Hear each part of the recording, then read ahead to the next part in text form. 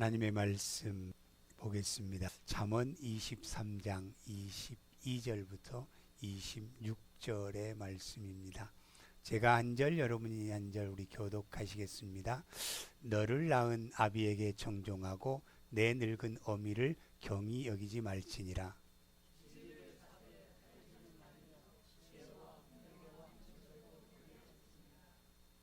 의인의 아비는 그게 즐거울 것이요 지혜로운 자식을 낳는 자는 그로 말미암아 즐거울 것입니다.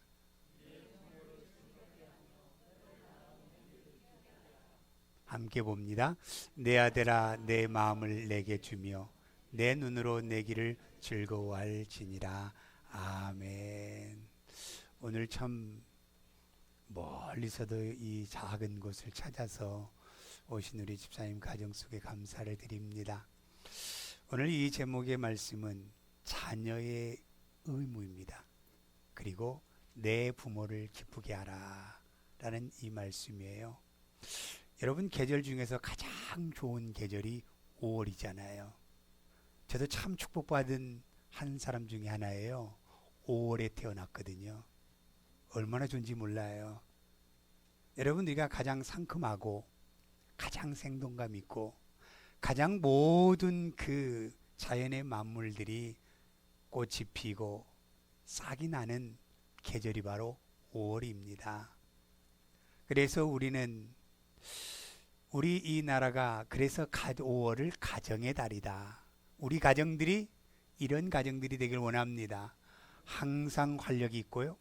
항상 생동감이 있고 언제나 우리의 가정들 속에서 하나님의 아름다운 열매들이 맺혀지는 가정, 이 가정 되기를 원하는 것이 우리나라의 어른들이 만들어놓은 가정의 달이요 하나님이 원하시는 복된 달입니다. 그래서 여러분, 우리가 이 5월 하면 얼마나 날씨가 좋은지 여왕의 계절이라고 얘기를 하잖아요.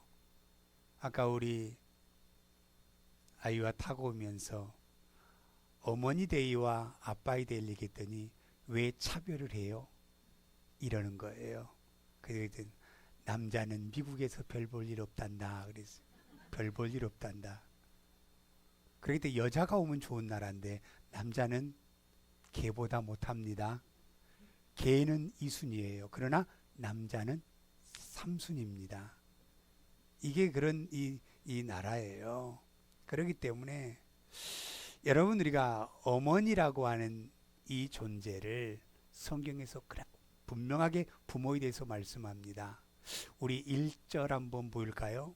자, 우리 해야 될 의무에 대해서 말씀하는데 1절 22절이요. 같이 읽습니다.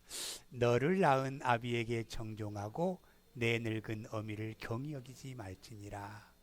너를 낳은 아비에게 청종하라. 그러면 어머니를 무시하느냐? 그렇지 않아요. 내 늙은 어미를 경히 여기지 말지니라 그랬어요. 그러니까 이 말씀이요, 우리 한국의 그 모습이 맞아요. 어버이 주일, 아버지와 어머니를 동시에 하는 주일. 그런데 미국에서는 어머니 날을 중요시 여기고 아버지 데이 때는요 있는지 없는지 전화도 안 해요. 이게 미국 땅입니다. 이게 아주 참 남자들은 별로 그렇게 좋지 않은, 그러니까 남자들이 미국 땅에 살기를 바라지 말고 한국이 좋습니다. 남자들은. 그래서 바로 우리가요 정말, 그래서 하나님께서는 우리에게 뭘 말씀하냐면 부모에게 잘하는 자가 복을 받는다라고 하는 이 말씀을 하고 있습니다. 그렇기 때문에 여러분, 우리가 이 부모에게 잘하는 것이요 하나님에게 잘하는 겁니다. 제가 이 말씀을 전하는데 어버이 주일이면 인간적인 모습으로 설교를 해야 되냐 말아야 되냐 그 생각을 갖고 있다가 우리는 하나님을 향한 예배를 드리는 거지 사람을 높이는 예배는 아닙니다. 그렇기 때문에 우리가 어머니에 대해서 존중하고 사랑하고 기쁘게 해드려야지만 하나님보다 어머니가 우선이 돼서는 안 되는 거예요. 하나님이 우리에게는 더 우선이 되고 나의 아버지시잖아요. 하나님이 나의 아버지, 이 땅을 지으시고 이 땅을 창조하신 근본 아버지가 우리 하나님이셔요. 그러니까 하나님을 기쁘게 하는 것은 바로 우리 부모를 기쁘게 하는 겁니다. 부모를 기쁘게 하는 거예요. 그래서 이 땅에서 살아가는 사람들의 세 가지의 의무가 분명히 있습니다. 어떤 의무가 있냐면 오늘 여기에 나오는 이제 그 우리에게 주시는 말씀 가운데요. 출애굽기 20장 12절 말씀 보면 내 부모를 공경하라 그랬어요. 그러면 네가 이 땅에서 오래오래 살게 된다라고 이렇게 말씀을 하고 있습니다. 이게 첫 번째 의무입니다. 우리가 이 땅에 살아가는 누구든지 간에 이 태어난 모든 사람들은 부모를 공경하는 것이 하나님을 공경하는 거예요. 이건 내가 해야, 내 선택의 의지가 없습니다. 해야 되는 거예요. 그 다음에 두 번째 의무는 뭡니까? 두 번째 의무는 우리에게 주시는 납세의 의무가 있잖아요. 분명히 성경에서도 우리는 세금을 내고 살아야 됩니다. 이게 의무예요. 그리고 이제 다른 나라에는 다 없는 특별한 의무가 우리나라에 있어요. 군복무잖아요. 군복무의 의무를 감당하지 않으면 우리 한국 땅에서는 안 돼요. 남자라, 건장한 남자라고 한다면 어떤 특별한 일이 없는 한은 남자는, 모든 남자가 군대를 가야 되는 것이 의무입니다. 그런데 오늘 우리에게 첫 번째 의무에 대해서만 말씀하는 거예요. 내 부모를, 너희의 부모를 기쁘게 하라는 거예요. 너희의 부모를. 그래서 이게 의무입니다. 그러면 내 부모를 기쁘게 하고 즐겁게 하는 것이 뭐냐면 하나님의 명령입니다, 여러분. 이건 명령이에요. 여러분, 산간의 명령을 거역하면요 어떻게 돼요? 징계를 받습니다. 요즘 한국에 굉장히 떠들썩하지요. 최상병. 자기의 의지로 그 물속에 들어간 것이 아니라 위에서 상간의 명령을 따라서 들어갈 수밖에 없었던 거예요. 결국에 거기에서 이제 죽음의 자리에 감으로 말미암아 나라가 떠들썩하는 모습을 듣습니다. 이렇게 명령이라고 하는 것이요, 내 의지가 아니라 하나님의 명령이기 때문에 우리는 하고 싶어서 하는 것이 아니라 우리는 해야 되는 거예요. 부모가요, 여러분 왜 부모를 공경해야 되냐면 어떤 분들은 이렇게 얘기를 해요. 뭐라고 말씀하냐면 우리가 성경에서는요 제1계명부터 4계명까지는 하나님과 인간의 관계 계명이에요. 그리고 5계명부터 10계명은 인간과 인간의 관계 계명입니다. 그런데 인간과 인간의 첫 번째 계명이 뭐예요? 내 부모를 공경하라예요. 그러면 어떻게 돼요? 내 부모를 공경하라. 그래야만 네가 이 땅에서 오래오래 건강하게 잘 살 수 있다라고 하는 것을 우리에게 말씀하고 있는 겁니다. 그래서 우리가 이 땅의 아름다운 빛을 볼 수 있게 하신 것이 우리 부모잖아요. 우리 부모예요.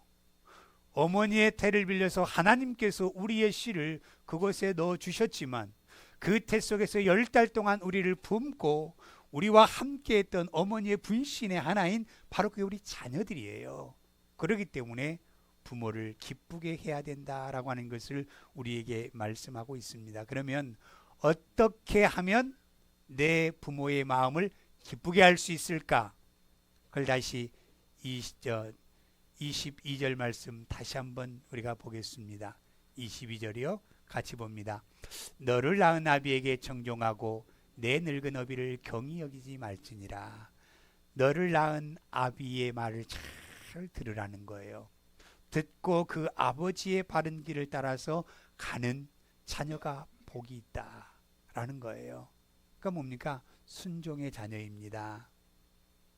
여러분, 에베소 6장 1절 말씀에 자녀들아 주 안에서 너희 부모에게 순종하라. 이것이 옳으니라 그랬잖아요.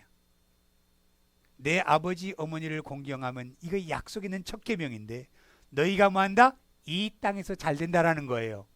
이 땅에서 복을 받는다는 거예요. 부모에게 자란 자식이 복이 있는 거예요, 여러분. 부모의 은혜를 알지 못하고 살아가는 그 자녀들은 복이 없어요. 가장 큰 복은 뭐냐면 부모에게 잘하는, 부모를 기쁘게 하는, 부모를 즐겁게 하는 그 자녀가 복이 있다라는 겁니다, 여러분. 복이 있어요. 그렇기 때문에 우리의 모습을 보면 어떻게 돼요? 어떤 가정은 그래요. 아버지가 나를 놔놓고요, 나 버렸어요. 아버지가 나를 놔놓고 우리 거들떠보지도 않았어요. 그래서 나는 부모를 공경하지 않아요. 난 그 아버지 별로 좋아하지 않아요. 이런 자녀들이 혹시나 있을 수 있습니다. 그러나 여러분, 하나님께서는 아버지와 어머 부모가 어떻게 우리에게 대했든지 간에 나를 이 땅에 빛을 보게 하시는 아버지와 어머니이기 때문에 공경하라는 거예요. 기쁘게 하라는 겁니다. 이게 하나님의 명령입니다. 그 명령을 따라서 내가 하나님의 말씀을 따라가면 어떻게 돼요? 복이 있는 자녀가 되는 거예요. 우리는 부모가 나에게 어떻게 해 주었는가를 상관없이 우리는 부모를 공경해야 돼요. 왜? 하나님이 공경하라고 했습니까? 하나님의 말씀에 순종한 자들이 복이 있는 거예요. 다른 것에 복이 있지 않아요. 그래서 어느 가정이 가장 아름답습니까? 무엇을 나서 내가 인감 많아서 야 우리 어머니에게 내가 참 멋진 것을, 이게 여러분 아름다운 것 같지요? 예, 좋은 겁니다. 좋은 거예요. 그러나 여러분 그거 하나 딱 어떤 때 되면 하나 사주고 그 이후로는 나는 부모 몰라, 한 번도 연락하지 않아, 때 될 때만 연락하는 자녀들이 때로는 있어요. 여러분 그런 자녀보다도 어떤 자녀가 더 아름다운 정말로 멋진 자녀예요? 어머니와 부모를 위해서 날마다 관심을 가져주는 자녀가요 진짜 자녀입니다. 여러분, 제가 이제 미국 가서 코롱에서 주재원으로 오시는 그 이사님이 딱 저하고 뭐라고 얘기하냐면, 목사님 아이들 너무 많이 가르치지 마세요 이러는 거예요. 아이들을 너무 많이 가르치지 말래요. 그래서 뭐라고 말씀하냐면, 왜 그럽니까? 라고 얘기를 했더니, 아이들을 너무 많이 가르쳐 놓으면 나라의 아들이 되어버린대요. 조금 부족한 듯한 자녀들이 부모를 챙긴대요. 그래서 자기는 절대로 아이들을 세상적으로 잘 키우려고 발버둥 치지는 않는데요. 이렇게 얘기를 하시더라고요. 그 말이 공감이 갔어요. 너무 잘 가르쳐 놓으니까요 다른 데 가버리고 없어. 부모의 곁에는 없어요. 여러분, 우리 신명기 8장 1절 말씀에 보면 뭐라고 말씀해요? 내가 오늘 명하는 모든 명령을, 우리 박은희 쌤 바깥에 한번 나가 보실래요? 내가 오늘 명하는 모든 명령을 너희는 지켜 행하라 그랬어요. 그리하면 너희가 살고 번성하고 여호와께서 너희 조상들에게 맹세하신 땅에 들어가서 그것을 차지하리라 그랬어요. 자, 내가 오늘날 명하는 내 부모를 공경하라, 내 부모를 기쁘게 하라, 이 말씀을 잘 듣는 자녀들은 어떻게 된다고 했어요? 너희가 이 땅에서 사는데요 어떤 삶을 살아요? 축복의 삶을 산다고 얘기하고 있습니다. 지금 이 말씀하고 있는 거예요. 너희 부모를 기쁘게 하고 너희 부모를 위하여 최선을 다하여 충성하는 그 자녀들에게 하나님께서는 이 땅에서 복을 주시고 너희 조상들에게 맹세하신 땅에 가서 그것을 차지하는 축복의 은혜를 주시겠다라고 말씀하고 있는 겁니다. 지금 이 말씀이에요. 여러분, 우리는 부모의 위치는요 하나님의 위치입니다. 부모의 자리는 하나님의 자리예요. 믿음의 사람들은 그런 신앙을 가지고 살아가야 돼요. 이게 바로 최고의 축복의 신앙이라는 겁니다. 여러분, 이게요. 믿음 좋은 바리새인들 보세요. 멋지잖아요. 자기들은 이렇게 신앙생활하고 율법을 이렇게 지킨다고 자랑하지만 그들은 부모를 공경하지 않아요. 뭐라고 말씀해요? 하나님 앞에 고르반 드리기만 하면 부모에게는 안 드려도 된다. 이건 신앙이 아니에요. 하나님 모세에게 줬던 율법의 5계명을 범하는 불순종의 하나님의 사람들입니다. 자기들의 전통에 맞춰서, 자기들의 편리에 맞춰서 우리가 이렇게 해도 된다라고 하는 것이 그들의 잘못된 그 신앙의 모습이라는 거예요. 여러분들이 성경에 뭐라고 말씀해요? 이 땅에서 잘되고 이 땅의 건강한 축복을 가지고 살아가는 사람들은 부모에게 잘할 때에 하나님에게 잘하는 거예요. 하나님에게. 부모에게 잘하는 그 가정은요 하나님에게도 잘해요. 하나님에게도 잘해요. 부모에게 잘 못한 그 신앙 가진 사람은요, 하나님께도 그냥 들쑥날쑥한 신앙을 가지고 살아가요. 어느 분이, 그래서 예수님이 뭐라고 말씀해요? 이 소자에게 물 한 그릇 준 것이 나에게 한 것과 같다고 말씀했어요.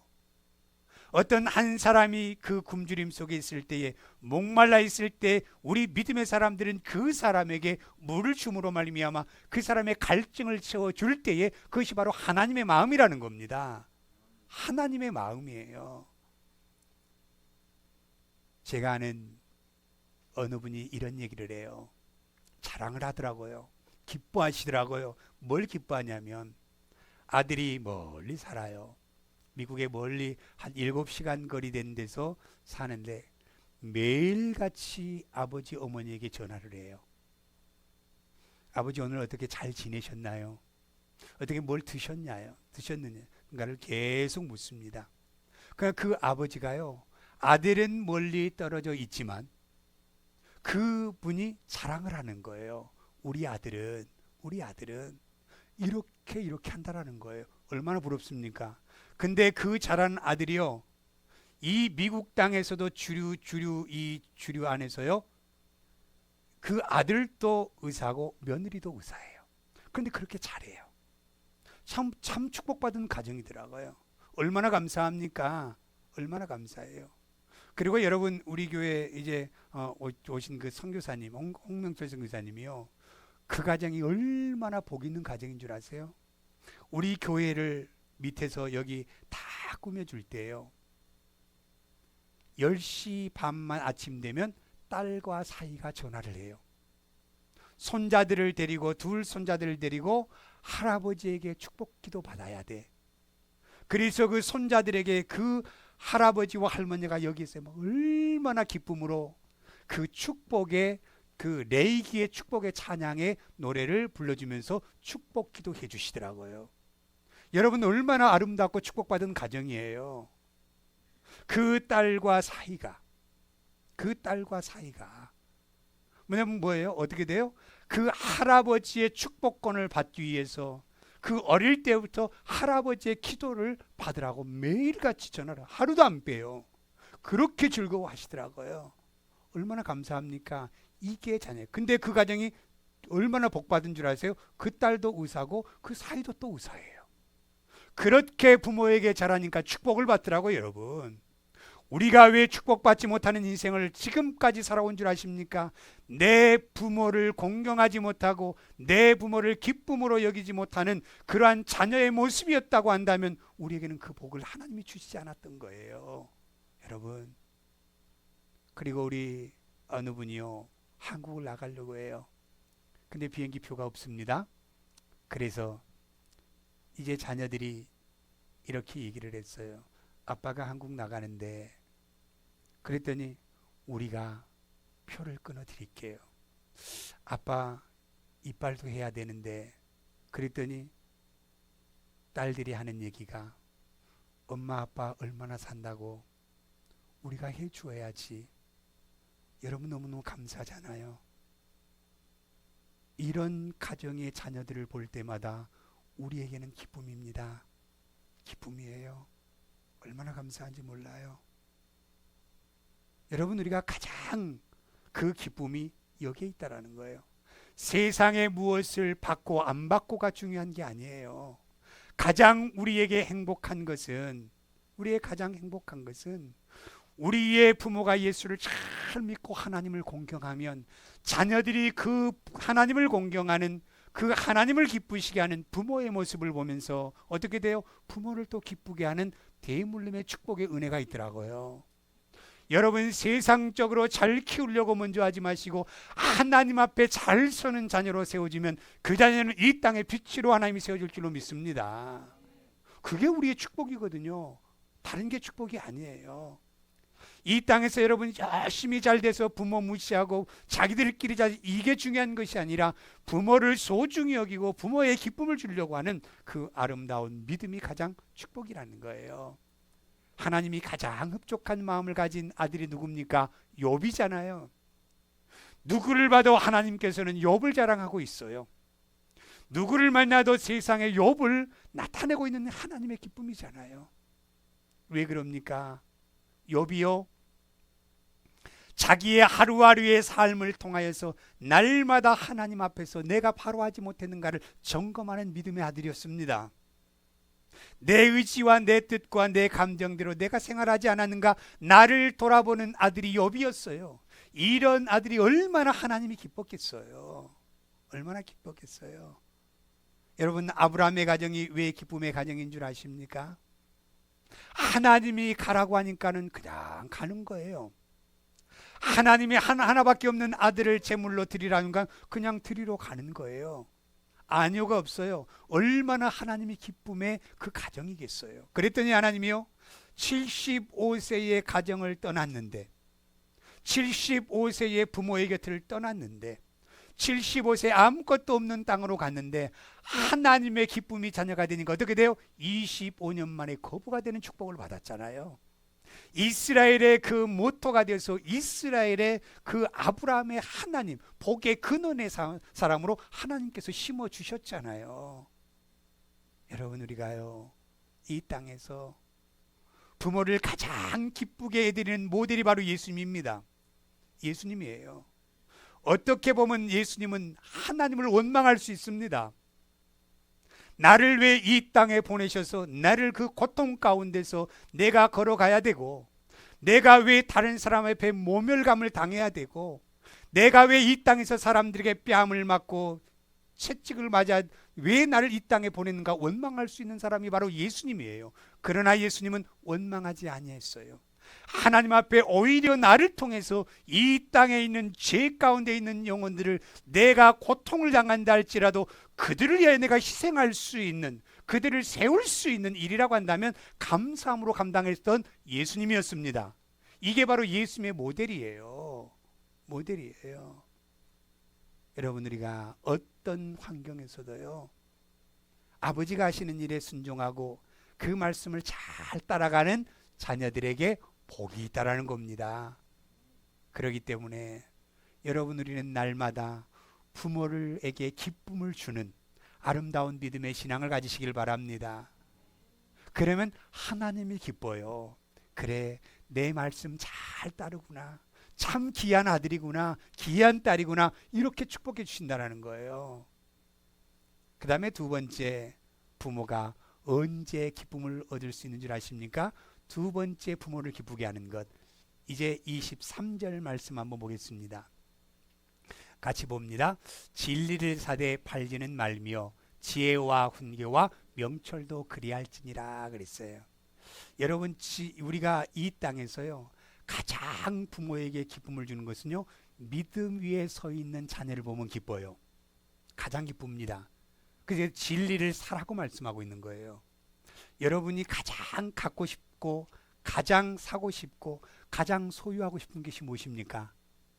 우리 연세 드신 분들은요, 딸이 생일 때요, 딱 여기에다가요 다이아를 쫙 박아주니까 막 그걸요 저한테 자랑하면서, 목사님, 이거 우리 딸이 생일 선물.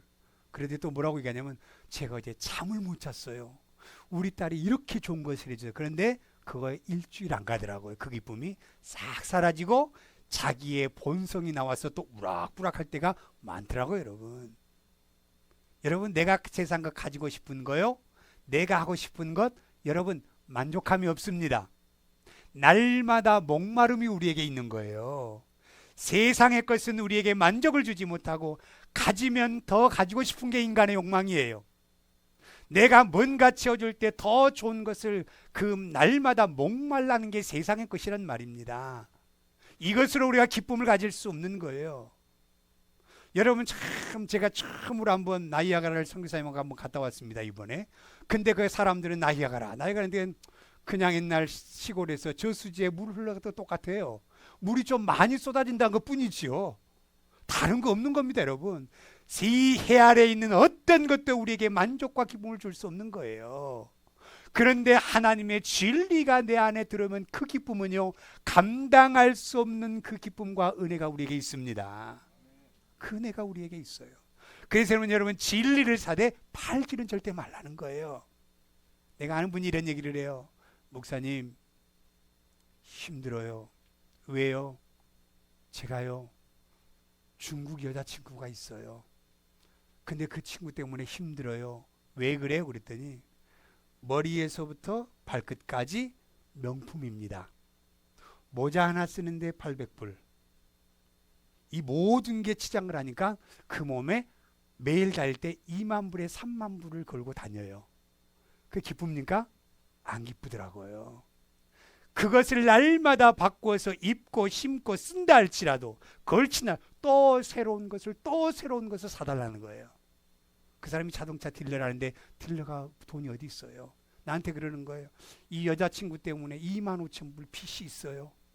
맨날 메꾸면 또 살라 해서 또 사주고 또 사주고 굉장히 힘들어요. 여러분, 세상의 것으로 절대로 만족함이 없다라는 거예요. 그렇기 때문에 여러분, 우리가요, 믿음을 우리가 사야 돼요. 하나님의 은혜를 여러분 값주고 여러분 사십시오. 이게 가장 우리에게는 소중해요. 여러분, 다른 것 여러분 원하지 말고 믿음을 내 안에 사서 간직하면요, 어떻게 돼요? 그것이 우리의 몇 배, 몇 천 배의 그 축복의 은혜로 나타납니다. 요즘 금값 비쌉니다. 여러분, 금값 계속 올라가요. 금 갖고 있는 사람들은 괜찮을 거예요. 그저는 한 돈도 금이 없네. 한 돈도 금이 없어. 그런데 이것보다 더 기쁨은 뭡니까? 예수 그리스도의 진리를 내가 살아하는 겁니다. 다른 어떤 것보다도 예수 그리스도가 내 안에 있으면요, 기쁨이 넘쳐날 수밖에 없는 거예요. 가장 기뻐요. 기뻐요. 저도 우리 자녀들을 다 키워서 직장 다닙니다마는 자녀들이 때 되면 아빠 얼마? 그래, 땡큐. 그로 끝났어요. 근데 저는 올해 참 기뻐요. 자랑하고 싶어요. 제 이제 아빠의 생일이라 처음으로 아들이 여기서 4시간 되는 버지니아에서 직장을 다니는데 갑자기 아빠 생일을 온대요. 나 깜짝 놀랐어요. 온다는 생각도 못해요. 그냥 돈 좀 보내주면 그거로 뭐 끝내겠지 그랬더니 휴가를 내서 온대요. 아, 이제 철 들어가는구나. 믿음이 들어가는구나. 그 아들이 멀리서 와서 한 3, 4일 동안 그 부모와 함께 부모의 기쁨을 주기 위해서 오더라고요. 그러나 아들들이 사준 것은요, 비싼 거 안 사주고 베트남 음식 사주더라고요. 좀 더 맛있는 거 사주라니까 계산하는 거예요. 그 비싼데 그랬더니 딱 계산해 78불 나와. 여러분, 그 음식을 먹는다 할지라도 저는 기뻐요. 왜인 줄 아세요? 부모를 생각하고 찾아오는 아들이기 때문에 그래요. 가장 기쁨입니다. 세상에 좋은 선물, 그게 중요한 게 아니라 부모를 생각함으로 나를 낳아주시고 나를 기르시는 부모라고 하는 이 의식을 가지고 부모에게 찾아오는 그 아들의 모습이 기쁘더라고요. 하나님이 얼마나 기뻐하실까? 하나님이 얼마나 기뻐하실까?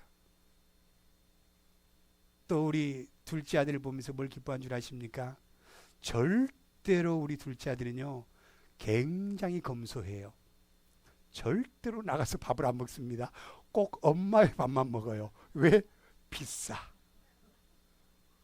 한 번도 주급을 받아서 아빠 식사 한번 하실래요? 갈까 얘기 안 하고 아주 저렴한 거, 아빠 내가 투고 올 테고 뭐 드실래요? 얘기를 해요. 그런데요, 뭐가 기쁜 줄 아세요? 그 아이의 책상 위에 성경이 피어 있더라고요. 저는 성경을 안 읽은 줄 알았어요. 그 아이의 책상에 성경을 놓고 성경을 읽는 아들의 모습을 보면서 제가 너무너무 기쁘고 감사했어요. 부모의 기쁨은요, 자녀들이 신앙 안에서 잘 자라는 그 모습을 보면 가장 행복하고 기쁨입니다. 그게 바로 하나님의 기쁨이에요. 얼마나 우리가 감사합니까? 그렇기 때문에 여러분, 우리가 세상 사람들에게 멋지게 보이려고 비싼 것, 멋진 것, 좋은 것, 이게 있는 것이 아름다운 것이 아니라 하나님의 진리가 내 안에 가득 차 있으면요, 여기 안에서부터 뭐가 나요? 하나님의 영적인 기쁨이 우러나오기 때문에 그 얼굴들이 천사와 같이 바뀌어집니다. 이게 가장 아름다움이에요. 가장 아름다움이에요.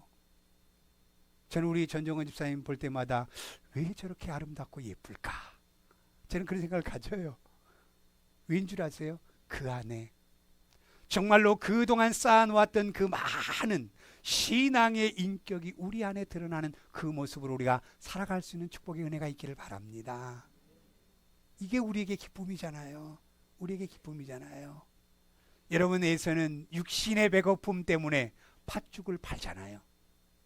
하나님이 장자권의 이 축복, 이것을 가지고 있을 때 네가 복을 받는데 그 축복권을 이제는 야곱이요, 동생이요, 자기도 팥죽 먹고 싶지요. 그러나 팥죽보다, 세상의 것보다 무엇이 더 우선이에요? 하나님의 영적인 진리가 우선이었던 거예요.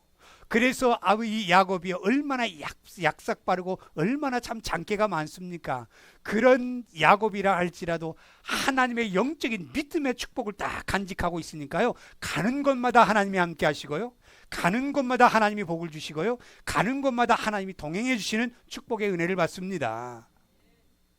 여러분 청에서 인간적인 모습으로 멋진 아들이에요. 그런데 믿음이 우선이 아니라 세상적인 게 우선이었어요.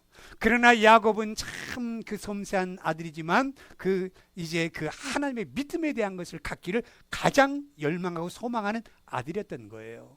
여러분 교회 안에서 내가 이것 봉사고 저것 봉사가 우선이 아니라 내가 믿음의 풍성함을 가지려고 발버둥 칠 수 있는 믿음의 은혜가 우리에게 있기를 바랍니다. 이게 가장 큰 축복이에요. 큰 축복이에요. 내가 이것 때문에 내가 내 신앙의 그 영적인 믿음이 손해본다면 그걸 놓을 수 있는 은혜가 있어야 돼요. 우리 아들이 여기서 기타를 치다가 영어권이다 보니까 한국말은 해도 이 소통이 안 돼요. 딱 그러더라고요. 자기 교회 다른 데 가야 되겠대. 지네 고모도 막 뭐라고 그러고 엄마도 그러고 딱 이 얘기를 하더라고요. 아빠, 이건 아빠의 목회지 내 목회 현장이 아닙니다. 내가 믿음이 있어야지 아빠가 목회하는 교회를 돕다가 내 믿음이 손해보면 그거 아니잖아요. 이렇게 얘기를 하는 거예요. 그 말이 옳더라고요. 그래, 가라. 네가 은혜 받고 네가 믿음으로 설 수 있는 것이 있다고 한다면 그것으로 가는 게 옳다. 제가 그 마음을 가졌어요. 여러분, 우리가요, 어떤 일을 함으로 말미암아 그것 때문에 내 신앙이 손해보고 영적인 믿음이 퇴보한다면 그거 놓으십시오. 그리고 하나님의 믿음을 세운 후에 그 일을 감당하십시오. 여러분, 그 일 때문에, 그것 때문에 내가 은혜의 자리에 앉지 못하고 내가 손해본다고 한다면 그건 정말로 잘못된 거예요. 그러면 내가 그것이 멈춘다 할지라도 내가 은혜의 충만함을 통해서 섰을 때에 그 일이 하나님의 영광이 되는 겁니다. 다른 것이 하나님의 영광이 되지 않아요. 우리 정말로 가룟유다처럼 은 30에 예수님 팔아요. 세상의 물질 때문에 십자가에 달리신 은혜를 우리가 팔아버리고 세상의 것에 쫓아가는 우리가 돼서는 안 된다는 거예요. 여러분, 내가 좀 손해보고 내가 힘든 일이 있다 할지라도 십자가의 은혜를 붙들고 나가지, 은혜를 버리고 세상의 것 때문에 치우쳐가면요, 누구 손해? 그 사람의 손해예요. 그 사람의 손해예요. 사람들은 이렇게 착각하고 있어요. 교회에 오는 것이 목사를 위해서 온 줄 알아요. 목사를 위해서 여러분 교회 온 거 아닙니다. 하나님의 은혜 때문에 내가 교회 오는 거고, 내가 믿음이 자라서 하나님 앞에 하나님 주시는 축복을 누리며 살기 위해서 내가 하나님 앞에 예배 자리에 나오는 것이지, 목사를 위해서 교회 온다는 그 사람은 교회 안 와도 괜찮아요. 안 와도 괜찮아요. 그러면 하나님께서는 새로운 사람들을 채우게 될 줄로 저는 믿습니다. 사모하고 열망하는 사람들을 보내시는 거예요. 여러분, 제발 진리를 사야지 진리를 팔면 안 돼요. 진리를 놓으면 안 돼요. 진리를 세상 것 때문에 등한해서는 안 돼요. 하나님의 십자가의 은혜에, 이것이 우리가 예배의 소중함 우리에게 있어야 돼요. 이게 바로 우리가 살 길이에요. 그런 믿음의 자녀들을 보면 어떻게 돼요? 부모가 흡족해요. 흡족해요. 여러분, 우리 초대교회 때에 많은 사람들이 굶어 죽었습니다. 믿음 지키려고 하다가. 죽을지언정 나는 굶겠다라는 거예요. 예수님 버리지 않겠다라는 거예요. 그런데 여러분, 그 제자들이 굶었습니까? 멋진 인생으로 세워주셨잖아요. 마지막 인생은 축복의 인생이었잖아요. 여러분들이 정말로 하나님 앞에 사드락과 메삭과 아벳느고요, 우상에게 절하면 내가 용서해 주겠다. 여러분, 우상에 절하지 않았어요. 황제의 그 만들어놓은 거기에 절하지 않았습니다. 그럼 뭐라고 말씀해요? 내가 이 불 속에서 하나님이 나를 건져 주실 거야. 믿음이 있었어요. 그리 아니하실지라도 나는 하나님을 저버릴 수가 없다고 그랬어요. 하나님은 불 속에서 지켜주셨습니다.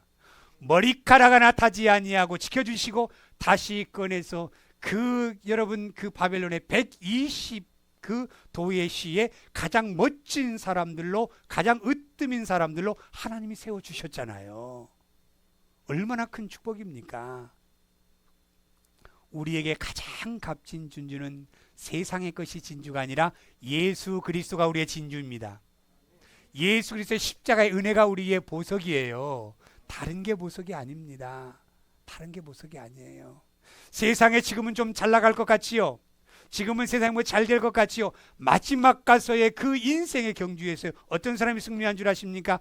예수 그리스도를 내 안에 담고 살아가는 믿음의 가정들이 승리하는 삶을 살아가요, 여러분. 저는 그걸 압니다. 저는 그걸 경험했습니다. 여러분, 우리 예수님을 내 안에 간직할 때에 절대로 예수님을 이제는 세상 것에 팔고 세상 것으로 달려가는 것이 아니라 주님 안에서 아무리 힘들고 어려운 일이 있다 할지라도 주님만을 붙들 때 하나님은 살아계신 하나님입니다. 하나님은 역사하신 하나님입니다. 하나님 우리에게 부를 주시는 하나님입니다. 우리에게 건강 주신 분이 하나님입니다.